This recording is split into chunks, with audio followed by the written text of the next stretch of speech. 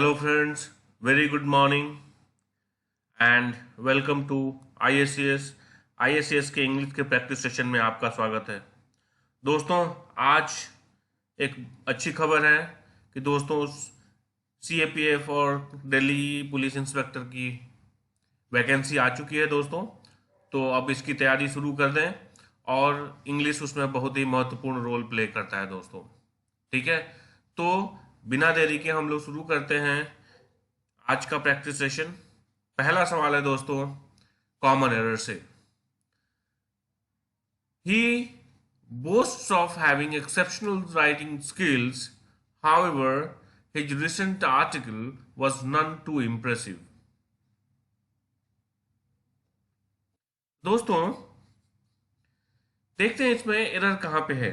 दोस्तों, कुछ कमेंट्स आए हैं वीडियोस पे जहां पे हम थोड़ा देर पॉज देते हैं क्वेश्चन के बाद, ताकि आप क्वेश्चन को सॉल्व कर सके। इस कारण पॉज के कारण क्वेश्चन वीडियो थोड़ा सा लंबा हो जा रहा है दोस्तों। तो कुछ लोगों ने कमेंट किया है कि आप पॉज ना दें और वीडियो को लगातार जारी रखें। तो दोस्तों, आप लोगों के सजेशन को ध्यान में रखते हुए हम आज पॉज नहीं रख रहे हैं, हम वीडियो को कंटिन्यू कर रहे हैं दोस्तों। तो चलिए देखते हैं इसमें एरर कहाँ है। He boasts of having exceptional writing skills, however, his recent article was none too impressive। दोस्तों, none too impressive जो है इसका मतलब होता है not very। क्या होता है दोस्तों? not very।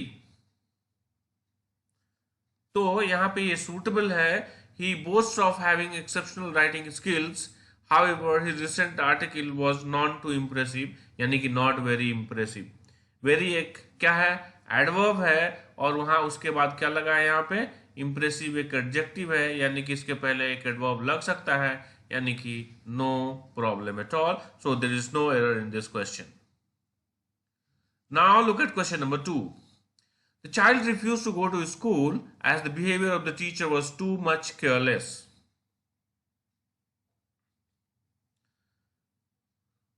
दोस्तों, चलिए देखते हैं इसमें एरर कहाँ है। The child refused to go to school, no problem, as the behavior of the teacher, no problem, was too much careless।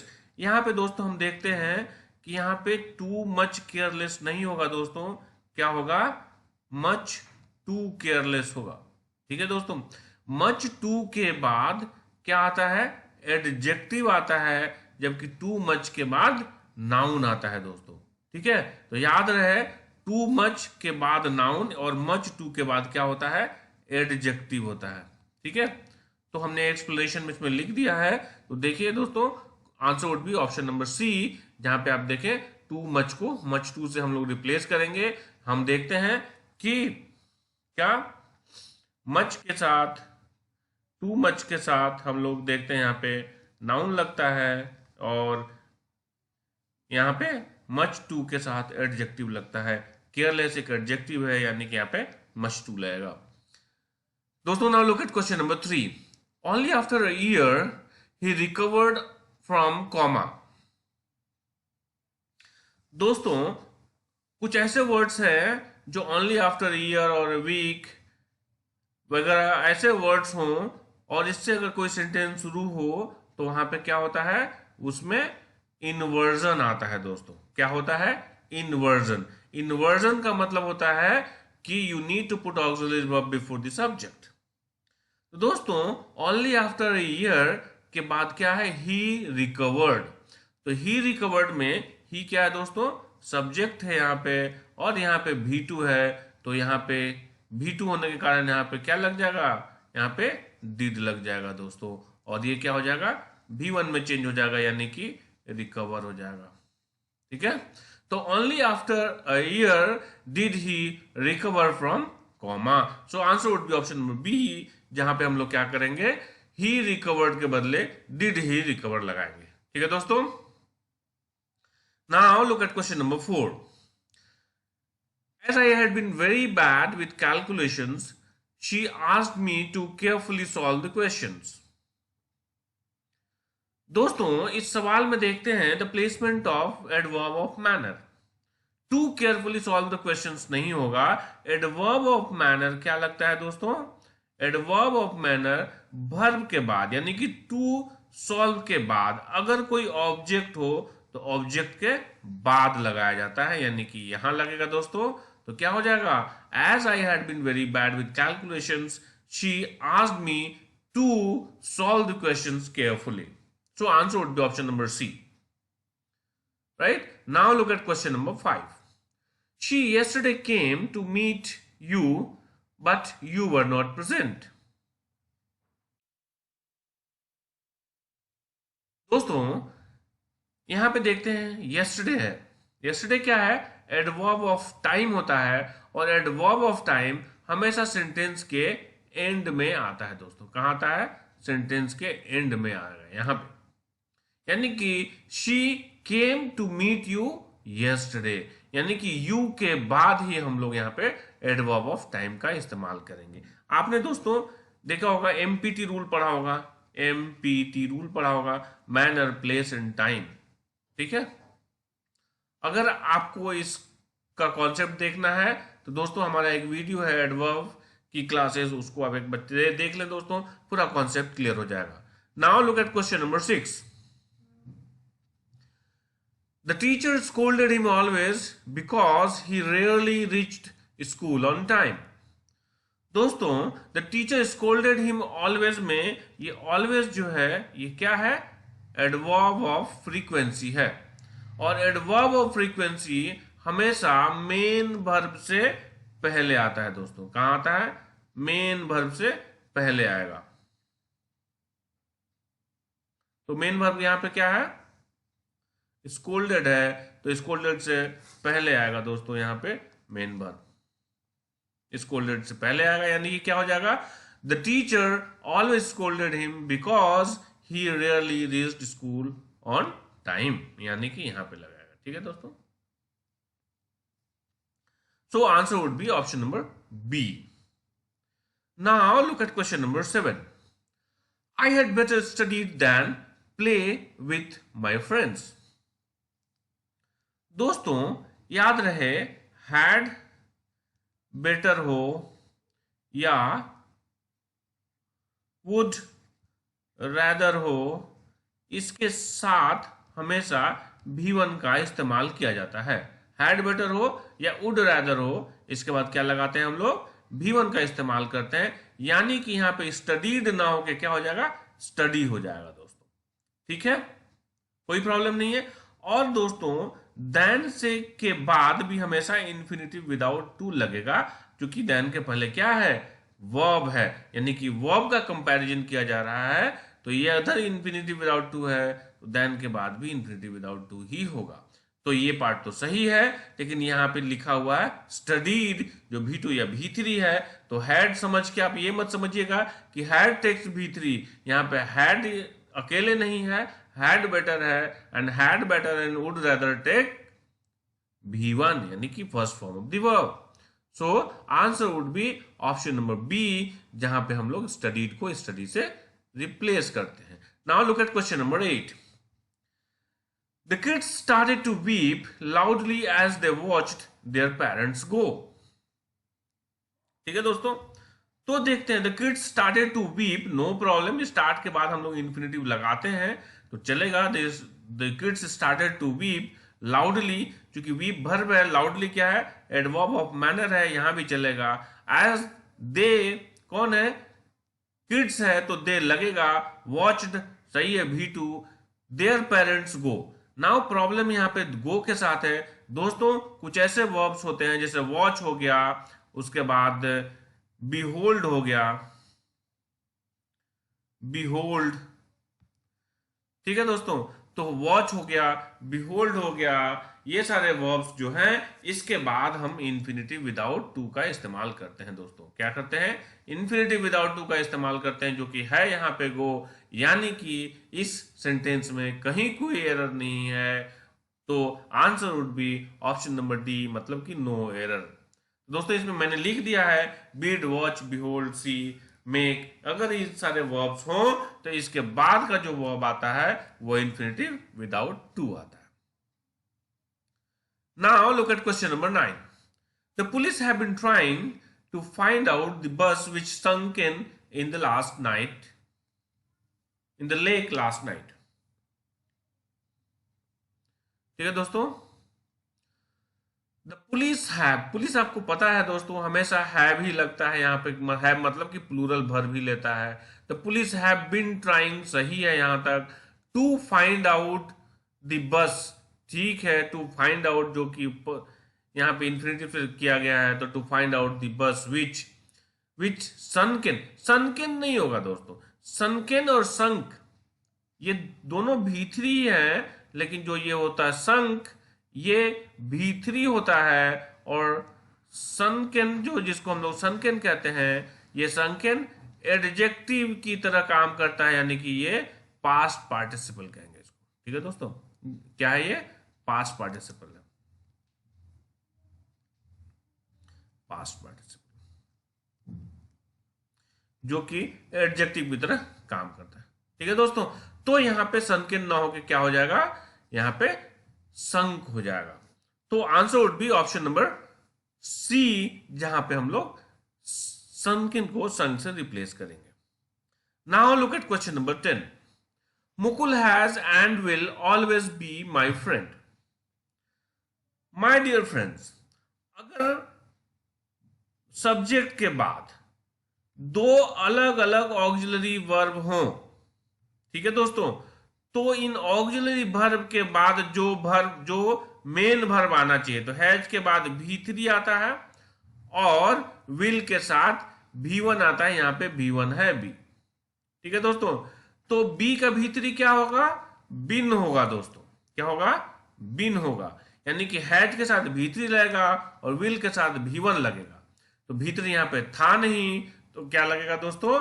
Has के बाद V3 लगना था। So answer would be option number A. तो Mukul has been and will always be my friend, right. Now look at question number 11, जो idioms and phrases से है। Play havoc.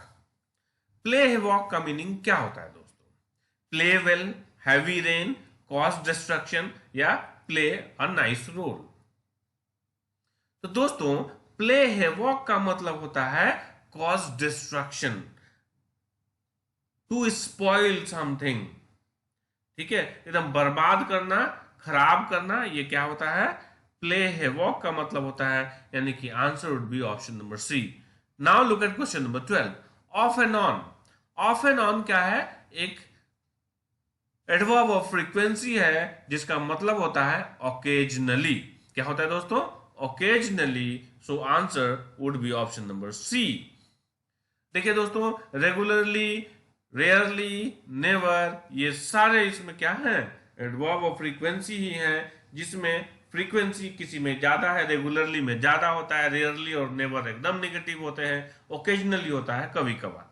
ठीक है दोस्तों, now look at question number 13, make a clean breast. Options are get inhaler, to enjoy, to confess, to recommend. तो दोस्तों, to make a clean breast का मतलब होता है टू कन्फेस, अपनी गलती को स्वीकार कर लेना।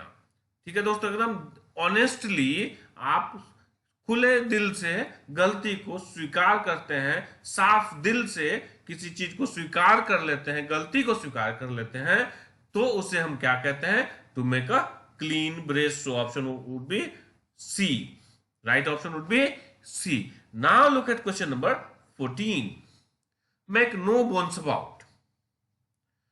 तो options are to have hesitation, to have no hesitation, to have suspicion, to have fear. देखिए दोस्तों, ऑप्शंस बड़े ही अच्छे हैं।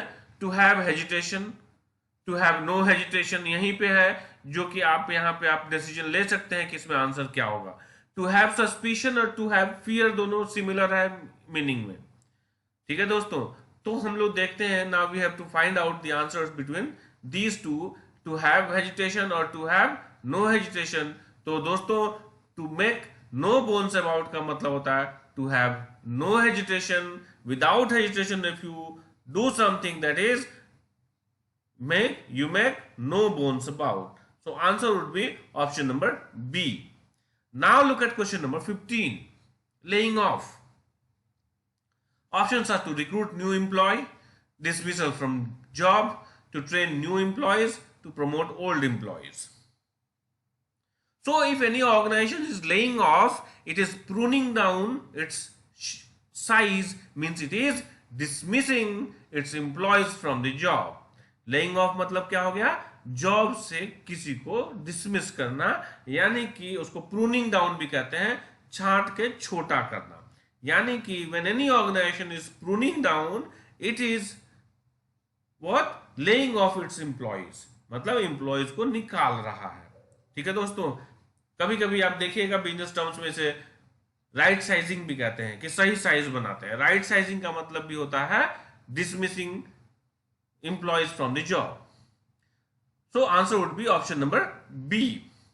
Now look at question number 16. This is from synonyms. The word is paradox. Options are colossal, enormous, contradictory, erroneous. Very simple question. Paradox. Paradox का मतलब होता है दोस्तों contradictory. Answer would be option number C. Colossal का मतलब होता है दोस्तों एनॉर्मस, यानी कि दो वर्ड आपको यहीं पे मिल गए सिनोनिम्स. कोलोसल मतलब एनॉर्मस होता है, ह्यूज होता है, विशाल होता है. एरोनियस का मतलब होता है गलत, फॉल्स. ठीक है. Now look at question number 17. Adulation.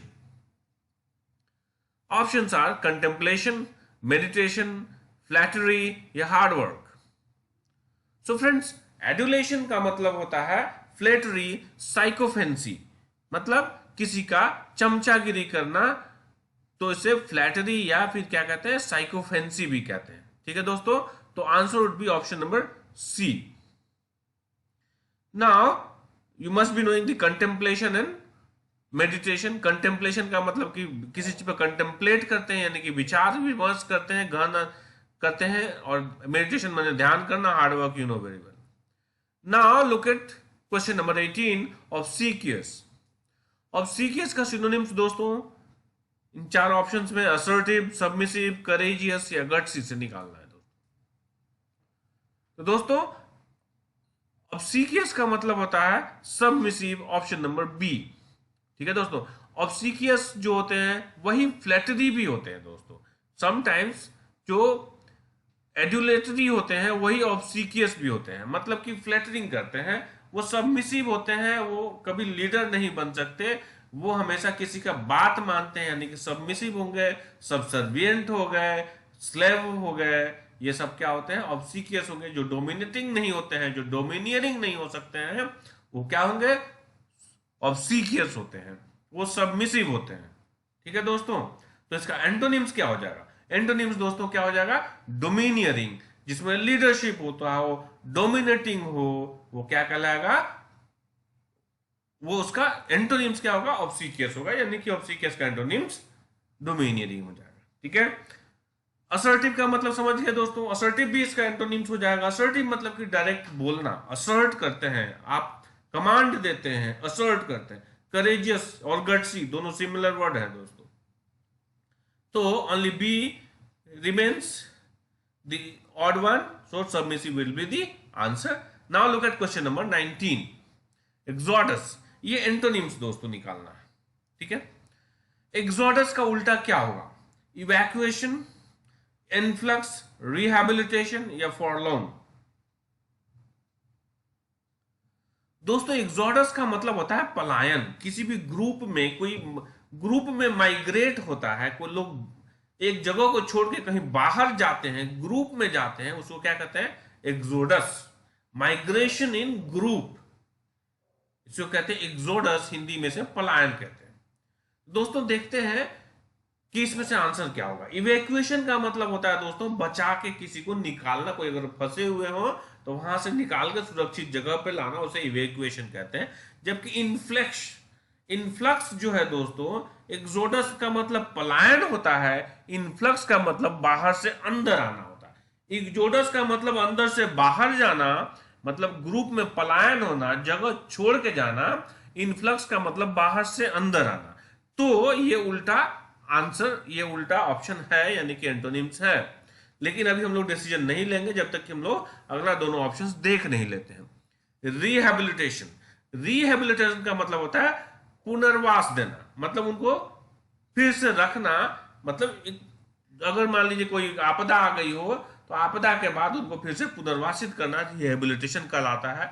जबकि फॉरलॉर्न का मतलब होता है एकदम सैड, मरून, जिसे फॉरलॉर्न कहते हैं। सो आंसर क्या बन रहा है यहां पे? Option number B. ठीक है दोस्तों, now look at the last question of today's session, that is 20th question, admonish. इसका भी एंटोनिम्स निकालना है दोस्तों। ठीक है, तो एडमोनिश का मतलब क्या होता है, सबसे पहले ये जान लेते हैं। एडमोनिश का मतलब होता है आप किसी को डांटते हैं, फटकारते हैं, तो उसे क्या कहते हैं? एडमोनिश करना होता है। ठीक है, तो रिब्यूक का मतलब भी डांटना होता है, चाइल्ड का मतलब भी डांटना होता है, रेप्रिमेंड का मतलब भी डांटना होता है। यानी कि ये ए, बी और सी, ये तीनों क्या है? एडमोनिश के सिनोनिम्स हैं, but we need to find out this antonyms, मतलब उल्टा। यूलोजाइज, यूलोजाइज का मतलब होता है टू अप्रिशिएट, टू प्रेज। ठीक है दोस्तों, तो जो प्रेज करते हैं ये क्या हो जाएगा? एडमोनिश का उल्टा हो जाएगा। सो answer would be option number D. ठीक है दोस्तों, तो आज इसी सवाल के साथ हमारा आज का सेशन समाप्त होता है। होप आपने इसे एंजॉय किया होगा। और फिर से मैं एक दोबारा कहना चाहूंगा दोस्तों, अब ये आपका हाई टाइम है कि अब आप अगर अभी तक सीरियस नहीं हुए हैं तो अभी सीरियस हो जाइए दोस्तों। अब एक और आपके सामने एक और मंजिल आ गई है, एग्जामिनेशन का फॉर्म आ गया है सीपीओ का। बहुत ही अच्छा जॉब है दोस्तों, और इसमें इंग्लिश का बहुत बड़ा रोल है दोस्तों, इसके फाइनल क्वालिफिकेशन तक। ठीक है दोस्तों, तो आप एकदम लगे रहिए, डटे रहिए। किसी भी तरह की अगर आपको हमारे तरफ से किसी तरह की सहायता हो तो मैं जरूर आपके साथ हूं, हमेशा साथ हूं दोस्तों। कमेंट बॉक्स में आप अपना कमेंट देना ना भूलें, और हमारे इस वीडियो को लाइक करें। और अगर आपने हमारा चैनल सब्सक्राइब नहीं किया है तो आप अवश्य सब्सक्राइब करें और अपने दोस्तों को जरूर फॉरवर्ड करें इस वीडियो को। Thank you very much, thanks a lot once again for watching this video, thanks a lot.